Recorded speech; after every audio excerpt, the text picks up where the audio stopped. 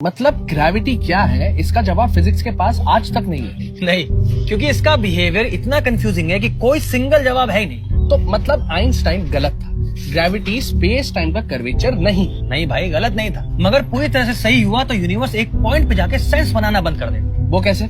चल इसको ऐसे समझते हैं कि मान ले कि ये कोई डाइंग स्टार है जो कि कोलैप्स हो रहा है, तो एक कोलैप्स होते होते क्या बन जाएगा? ब्लैक होल, जैसा कि एक आइंस्टाइन की थ्योरी बताती है। करेक्ट, मगर इस थ्योरी के हिसाब से ये कंप्रेशन कभी रुकेगा ही नहीं और ये कंप्रेस होकर बन जाएगा एक पॉइंट, एक सिंगल इन्फिनाइटली डेंस पॉइंट। एक मिनट भाई, पॉइंट का तो कोई डिमेंशन होता नहीं है, तो क्या एक 3D ऑब्जेक्ट कंप्रेस होते होते एग्जिस्टेंस ही छोड़ देगा? बिल्कुल सही, जिसको कहते हैं सिंगुलैरिटी, जहां जाके फिजिक्स के सारे लॉस ब्रेक हो जाते हैं। उससे क्या होगा? उससे ये साबित होता है कि या तो ये थ्योरी कंप्लीट नहीं है या फिर universe without any reason existence में आ गया, जैसे कि किसी ने इसको कहा कि बन और ये बन गया। मगर भाई ये सिंगुलैरिटी है क्या चीज जहाँ फिजिक्स के कोई भी लॉस काम ही नहीं कर रहे हैं? या फिर सिंगुलैरिटी शायद एग्जिस्ट ही नहीं करती, क्योंकि क्वांटम मैकेनिक्स कहती है कि अगर ग्रेविटी फोर्स हुई तो सिंगुलैरिटी कभी बनेगी नहीं और हर डाइंग स्टार एक हद तक कोलैप्स करेगा, उसके बाद ग्रेविटेशनल फोर्स अट्रैक्टिव ना बन के रिपल्सिव हो जाएगी। मतलब एक हद के बाद अगर ग्रेविटी रिपल्सिव फोर्स बन जाती है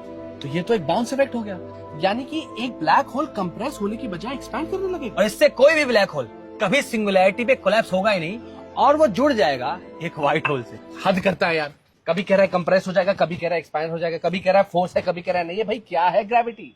फोर्स है या स्पेस टाइम का कर्वेचर? शायद दोनों, या फिर दोनों ही नहीं। तो स्ट्रिंग थ्योरी तो कहती है कि शायद ग्रेविटी एक हायर डायमेंशन की फोर्स है जो कि हमारे 3D वर्ल्ड में लीक कर रही है। ये क्या आफत है भाई? इसके लिए एक नई वीडियो बनाऊंगा।